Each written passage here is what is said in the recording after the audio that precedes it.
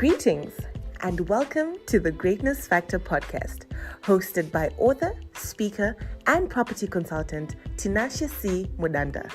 On this podcast, we'll be focusing on the ideas that can help you maximize and unlock the personal potential that is within to become the greatest version of yourself. So sit back and relax and enjoy our content as we delve into the Greatness Factor. Stay blessed. Hey everybody, welcome to the Greatness Factor podcast. We understand that you guys have a lot of questions that you struggle with when you're starting your businesses, your mental health, your emotions, athletes. We have so many things and so many experts in the world that we want to ask them something. How did you do it? How did you get here? So the Greatness Factor podcast is bringing you an amazing segment called Ask the Expert, where you give you an opportunity to talk to some of the greatest and most successful people in Zimbabwe. So for this segment, we have an amazing guest who's going to blow your mind. So sit back, relax, and enjoy.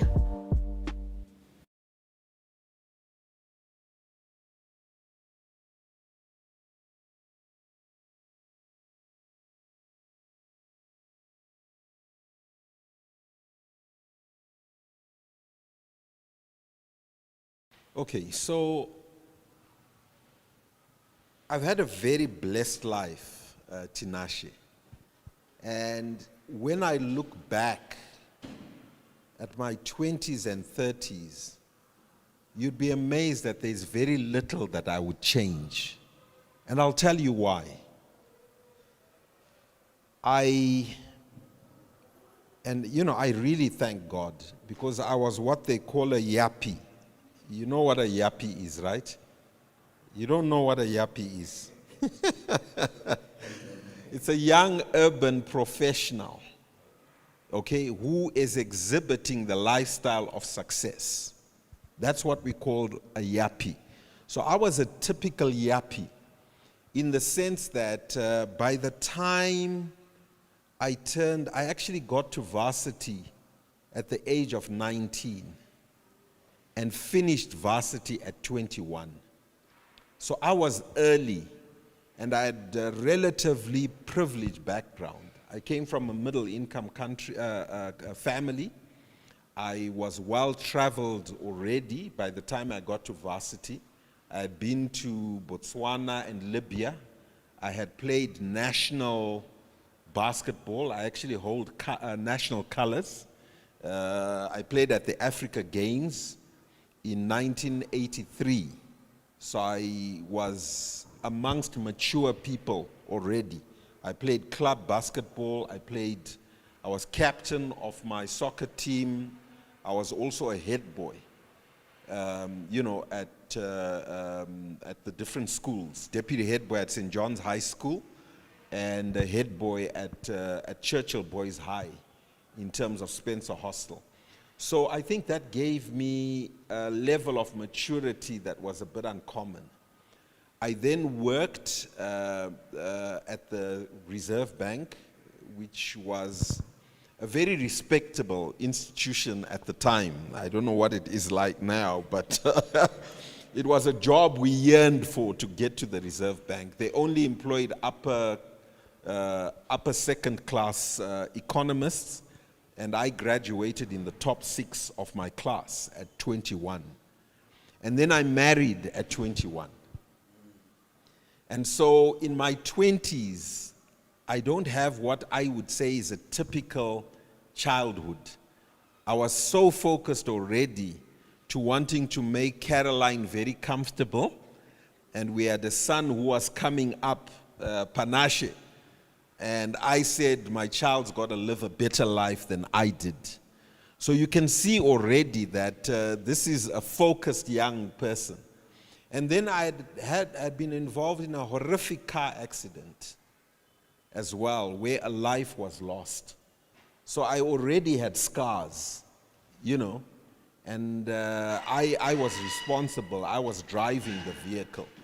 And so I took it upon myself that I had to be a focused somebody who contributed to society. So I think that speaks to a childhood which is different. By 24, when I entered the private banking space, I joined them at 22. At 24, I was already a director because of the work that I was doing and favorable circumstances. Some call it luck. My bosses, the directors, Gibson Muringai resigned, and he was the only black director. And I happened to be the youngest black manager. And so the succession planning meant I was next in line. And as circumstances would have it, I ended up being a director at 24. And so obviously, I now had to behave like a director because, greatness had been thrust onto me. And so I sought to learn from the best. Fortunately, I had a chairman, Roy Lander, who was a very, very experienced chairman, who was chairman of Anglo-American. And so I learned from the best. I had the best boss. I always say I was blessed. I had the best bosses. I had the late Sam Malaba, who was chief economist at the central bank. I had Kombo Moyana, who was governor of the central bank. And these were very engaging people. And I always sought to carry their bags and to serve them. And when you serve people like that, guess what? You sweep up the chaff, you learn a lot, and you observe a lot. And so I would say I had an uncommon childhood, or my 20s and 30s were really, really awesome. So I became a director at age 24, and then resigned at 28 in a quest to now start my own institution. I cannot thank my former bosses enough. Once again, my former boss, I would say the best banker, one of the best bankers Zimbabwe ever had, the late Charles Gurney. I mean, he taught me everything that I know about banking. And I tell you, after serving him for 5 years, I was ready to compete, not only with the banking sector, I was also ready to beat him at his own game. So you imagine, I'm understudying somebody who I call the best. I mean, Charles was first-class graduate. My first class, angasingapiwe those days. And Tony Hawkins gave Charles Gurney a first-class degree, Professor Tony Hawkins. So you can imagine how bright Charles was. Not only was he bright, but he also hired the bright, because he hired another guy called Dave Peary, who was another first-class graduate from Professor Tony Hawkins. So you can imagine that Bard Discount House was run by 2 first-class graduates. The first-class graduates from the Graduate Business School, from Tony Hawkins. And these guys were my bosses. So there I was learning from them. But I undertook that these 2 white boys would then feel that they had overtrained this black boy. I wanted to prove to them in the marketplace. And that's just what we did. So at age 28, with my partners who I named earlier, we launched Kingdom Securities Holdings Limited. And for the next 7 years, we literally tore the market apart. We blazed, we won every award there is and was in business at the time. Best bank, best turnaround bank, best listed company on the Zimbabwe Stock Exchange. You name it, we won it during those glorious 7 years. And I was just 28. By the time I was 30, at the turn of the century, I was a multi-millionaire, signing off donation checks of $1 million. That's how successful we were. So that speaks for my 20s and 30s.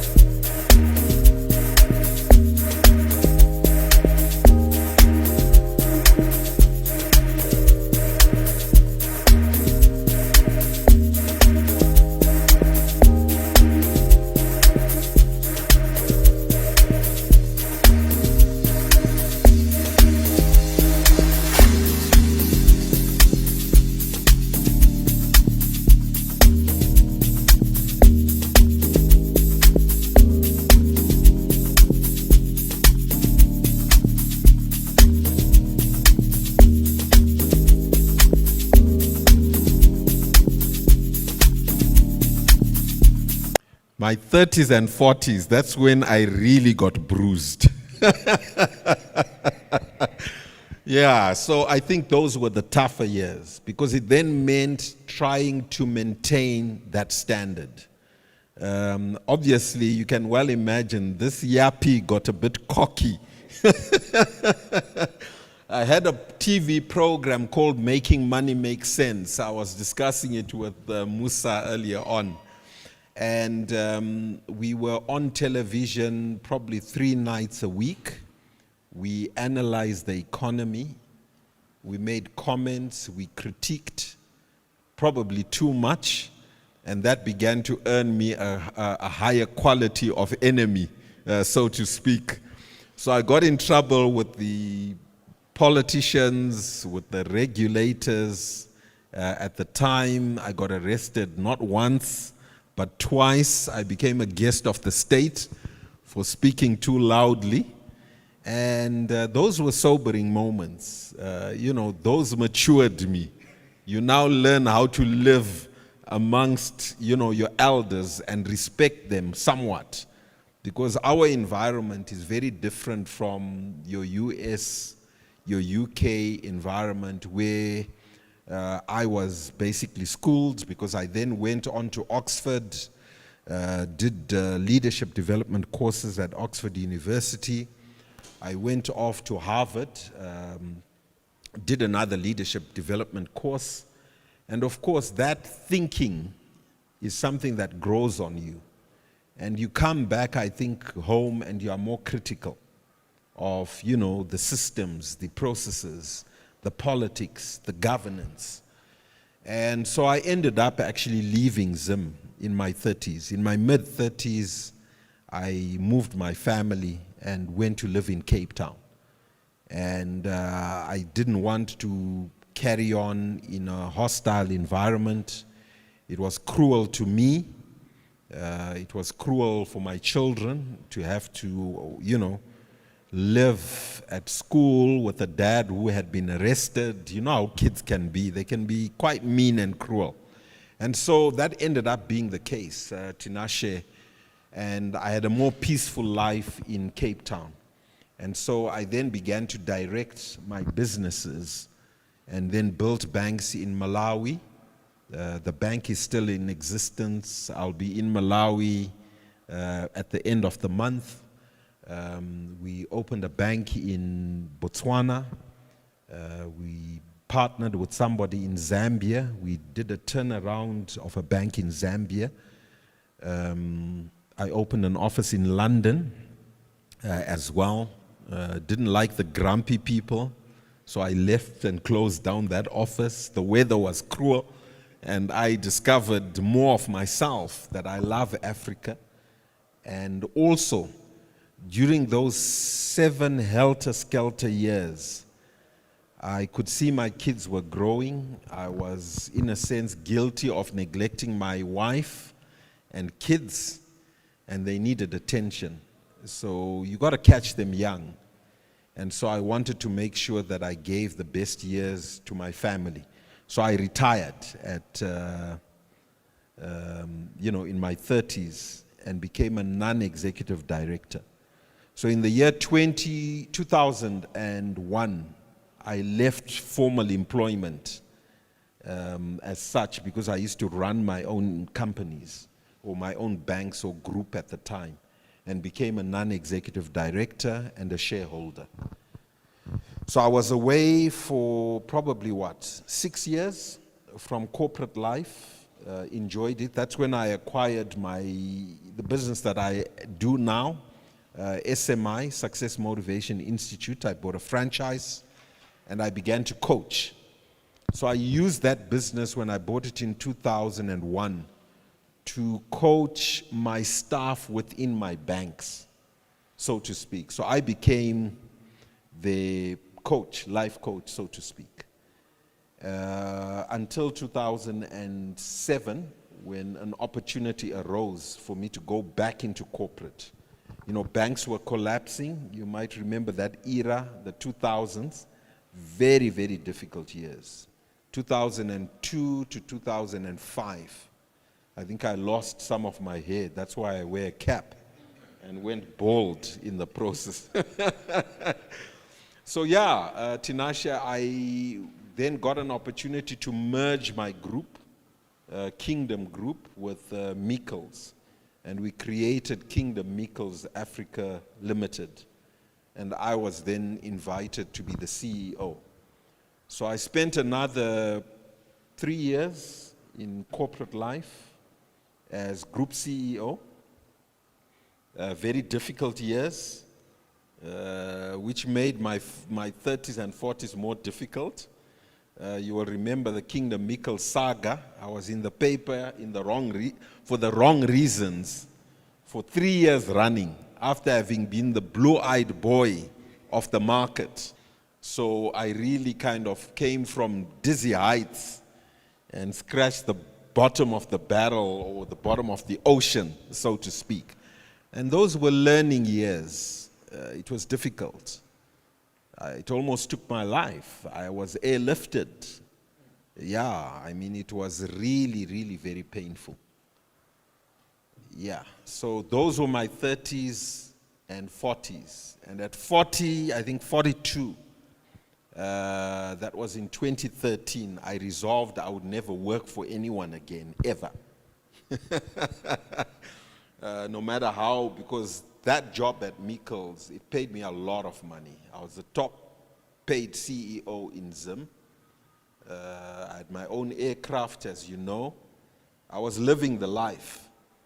But on the other hand, it was a very tough environment. Lots of shareholder fights. And so I just said, you know, I would rather live a more peaceful life and still make money. And so at 42, I bowed out of the corporate world. And for the past 11 years, I've been a success coach. So I can tell people what to do to be successful and what not to do. I have the toolbox, you know, for everything. And I guess that's what makes me an attractive coach for many businesses and for many entrepreneurs.